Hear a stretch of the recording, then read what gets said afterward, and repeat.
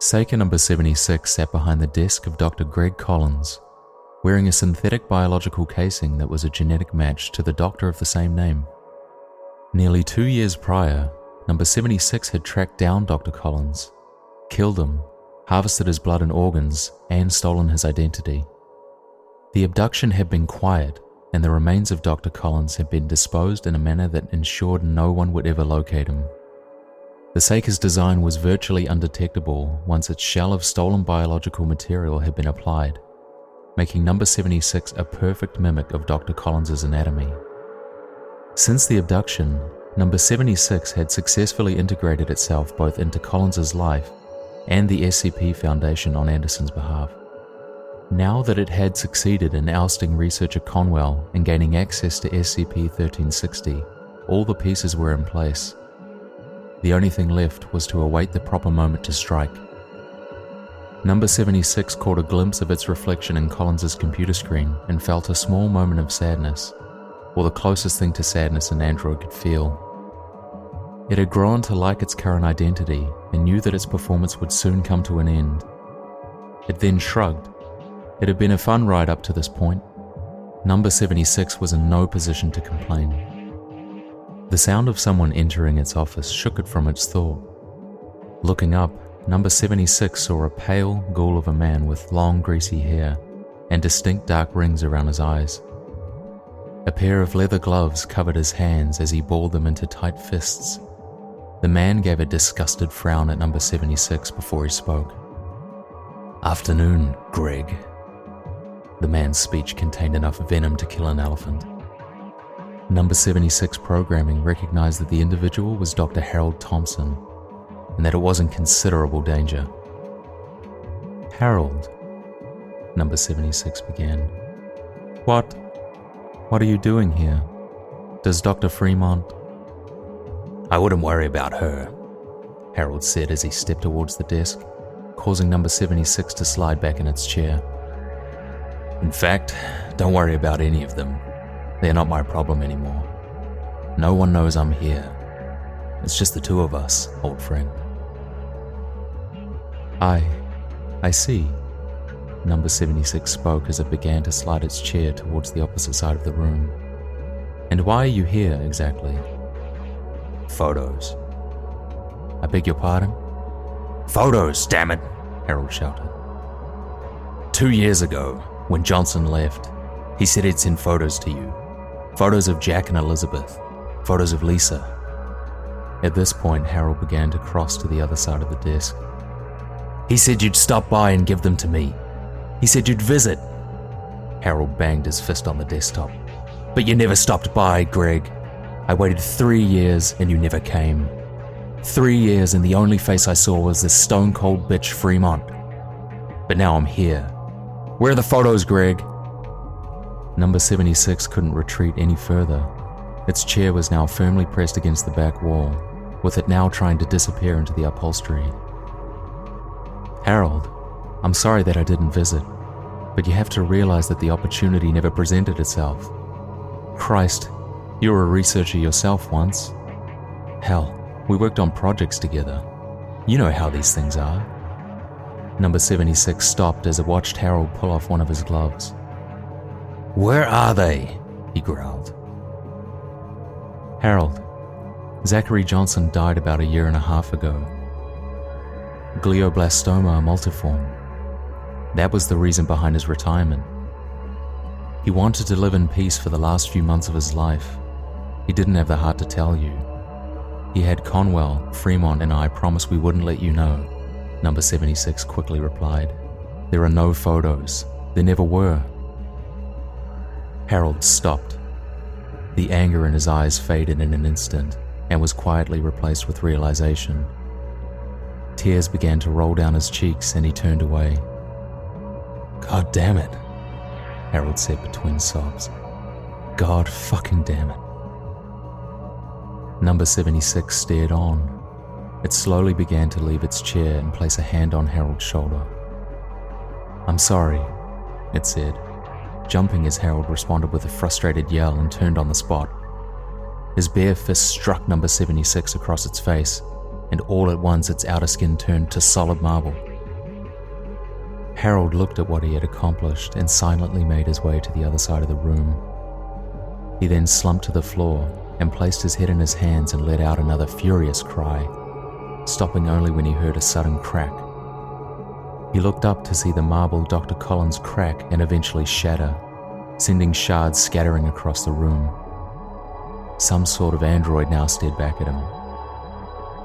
"That was unpleasant," Number 76 said as it held out its right hand. A small chamber opened, followed by a small gust of air. A black ball the size of a large marble flew across the room and landed on Harold, quickly sprouting legs before anchoring itself down. Harold let out a horrified scream. The small creature quickly produced a needle and with a short jab injected an unknown concoction into his arm. Within seconds, he couldn't move. "You've been injected with a strong paralyzing agent," Number 76 said as he allowed the small Amur model to crawl back into its compartment in its hand. "You will be completely paralyzed for the next 24 hours. More than enough time for them to drag you back to your cage." Number 76 looked at its reflection in Collins's computer monitor and shook its head. Whatever orders Anderson intended to give it were now pointless. Its programming automatically calculated its next course of action. Without another word, it quickly covered itself in a lab coat and hat and exited the office, leaving Dr. Harold Thompson behind.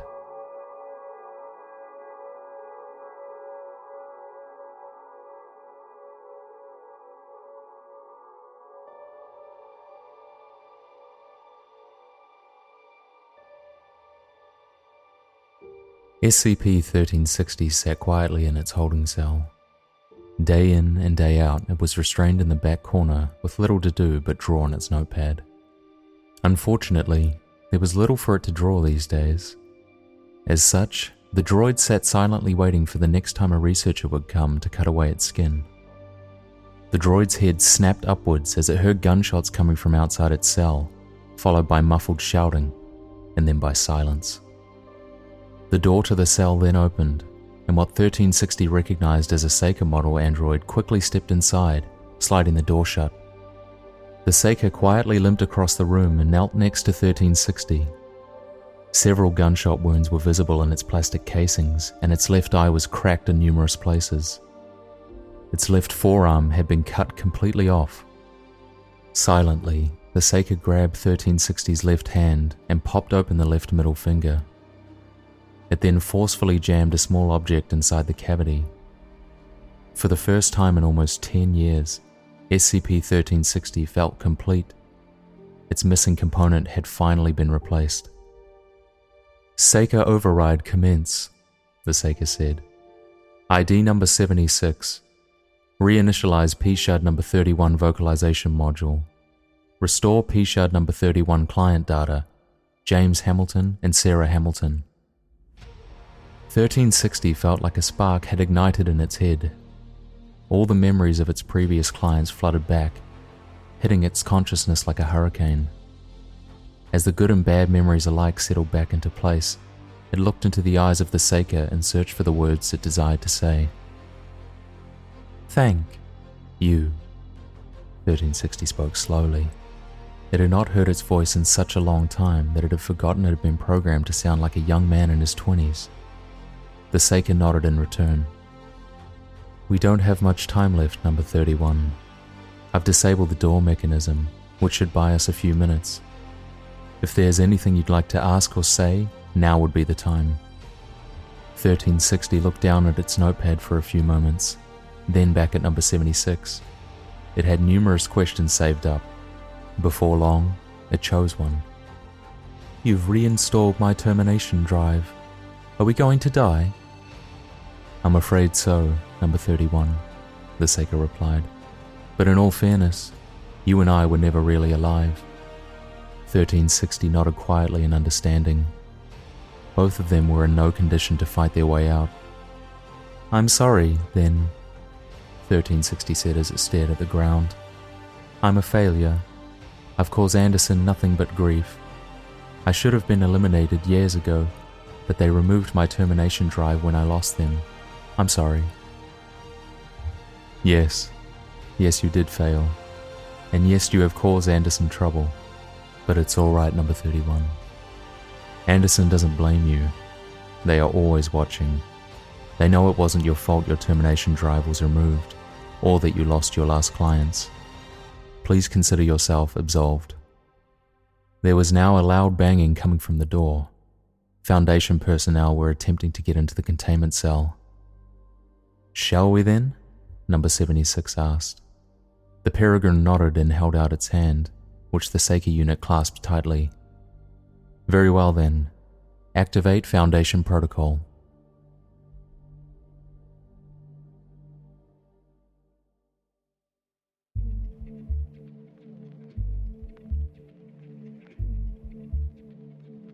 Researcher Conwell impatiently stood in front of SCP-1360's holding cell. On his way out the door, there had been not only a containment breach, but an infiltration of Site-19 as well. Due to the fact that both involved SCP-1360, he had been detained to provide further assistance when the situation had been brought back under control. As he leaned against the wall, Conwell closed his eyes and rubbed his temples with his hands. The day just kept getting better and better. You're cleared to enter. Conwell looked up and saw Jurgen Crane standing in the remains of the holding cell door. The intruder had done a bang-up job disabling the mechanism and jamming the door shut. It had taken security almost 30 minutes to get it open again. Agent Crane, Conwell said as he offered a handshake. They have you leading the task force? Crane accepted with a smirk. Please, it's Jurgen. But yeah, I am. Your droid has caused a bit of disturbance. Conwell gave a small nod and slowly followed the agent inside. Aside from the commotion from the assembled security task force and a few administrative personnel, the room was empty, save for 1360's notepad, pens, and 2 large black puddles on the floor.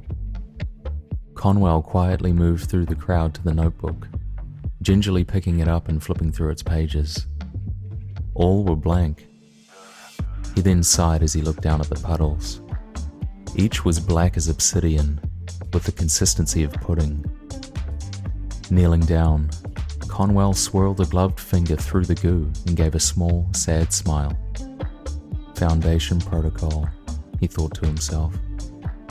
So, what are you thinking, Jacob? Crane asked as he moved to stand by Conwell's side.